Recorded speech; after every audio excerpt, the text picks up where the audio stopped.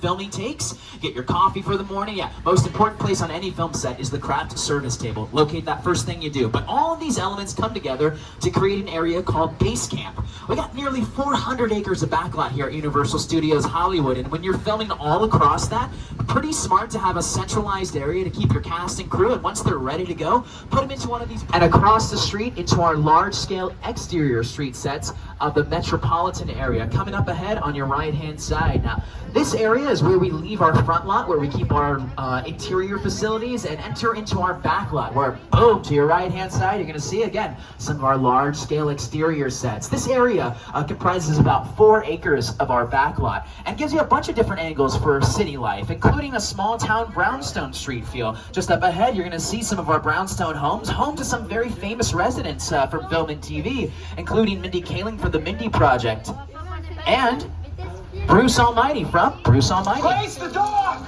I'm in the shower! Inside bad, outside good. Inside bad, outside good. And yeah, those Brownstone streets right behind Jim Carrey. Well, hey, it's right over there to your right-hand side. Oh, you're done now. Great. Beautiful. But not as beautiful as this next set we're gonna visit. Perhaps one of the most iconic sets in film history. If I have any fans of the Back to the Future franchise, get your cameras out, set them to 1.21 gigawatts, and take a look to your left-hand side. Welcome to Hill Valley, California, from Back to the Future.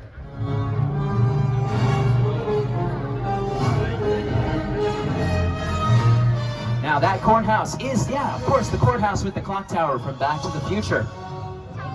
But this set, standing long before the Back to the Future films filmed out here. This set was built back in 1948 for a film called An Act of Murder. And then, keeping that kind of scary legacy up, the pilot episode, or the very first episode of The Twilight Zone, titled Where Is Everybody?, aired October 2nd, 1957 on CBS. A lone pilot crash lands into this small town here, wanders around, and finds there's no one to be seen. And asks himself that question, where is everybody, right? But our Courthouse Square area, it offers you the perfect kind of small town feel for movies like Gremlins. Have you seen the opening shot of Gremlins? Kit it up a little bit with just a little bit of water so it sticks in place, and boom, you got yourself a lovely winter wonderland. But we're gonna be making our way out from small town straight to the Big Apple of New York. Now, I gotta be honest, I know this area pretty well. However, I know someone who's an expert. Does anyone know where Jimmy is? Jimmy, where are you, bud?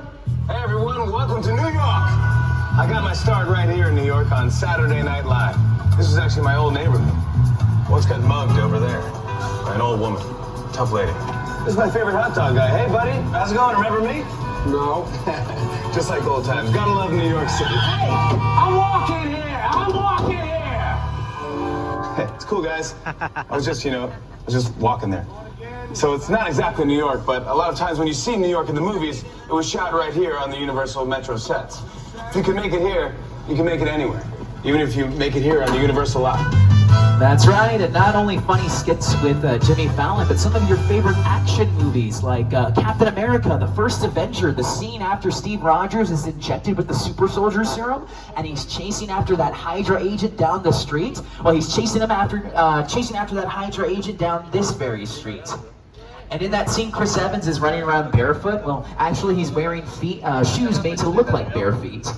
And in another Marvel movie, Spider-Man 2 with Tobey Maguire, the Lyric Theater to your left-hand side that we're just passing on by.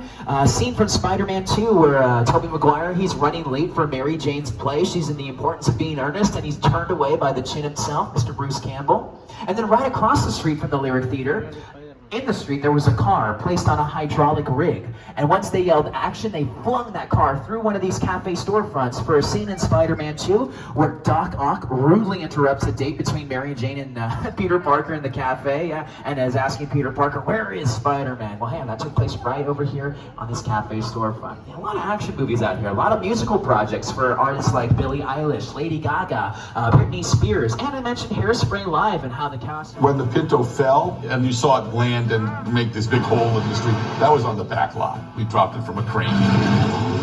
You dig like that in Chicago, you're Told you. Not a good idea. When people ask me, of all of the movies I've ever done, what was the most satisfying and the most fun, I've got to say Blues Brothers. We got to sing, we got to dance, got to drive and train with the best stunt people in the world, and got to be an actor and a writer. So it was a good piece of work. Danny called John America's Guest because just to walk in anybody's house. During the shooting of the movie, John was missing. We couldn't find him. Danny went off looking for him. We saw a light on in this one house and knocked on the door. I said, sir, we're doing a movie down here. We're looking for one of our actors. Oh, John, yeah, he's on my couch. He came in, he had a snack a couple hours ago. He's sleeping. He was America's Guest. I mean, literally that happened. Oh man, I wish that happened to me when I walked into a stranger's home. They just call the police. But hey folks, we're gonna be headed out of the urban jungles of New York and headed straight to the lush jungles of Skull Island. And here to greet us, director Peter Jackson himself. It's the original King Kong that made me want to direct movies. I saw that movie on TV when I was about 8 or 9 years old, and I wanted to become a filmmaker. Action! I like films that just take you away from your real life and sweep you up an adventure. Kong literally does that. I mean, you're on board the ship, you're sailing to a lost island, you're encountering monsters and creatures from, prehistoric times. So I was thrilled when Universal invited me back to Skull Island, and it's great to have you along for the ride.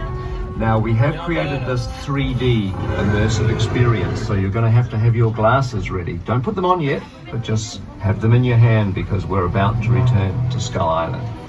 That's right, everyone. And as we make our return, just keep in mind it can get a little bumpy out there. So hold on to all your loose articles, all right? If you drop anything inside of a building, it's a little bit more of a process to get it back, all right? So just keep an extra eye on all your phones, wallets, anything like that, all right?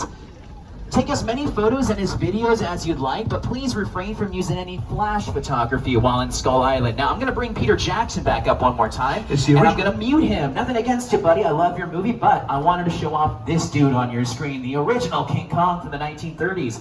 Looks large on screen, but in actuality, an 18-inch toy doll of sorts that they've brought to life using a process called stop-motion animation.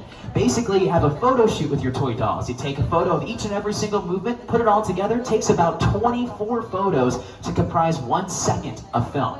Put that in perspective, Nightmare Before Christmas, that's a movie entirely done with stop-motion animation. 80 minutes long. So if it takes 24 photos to comprise 1 second of film, how many photos does it take to make an 80-minute long movie?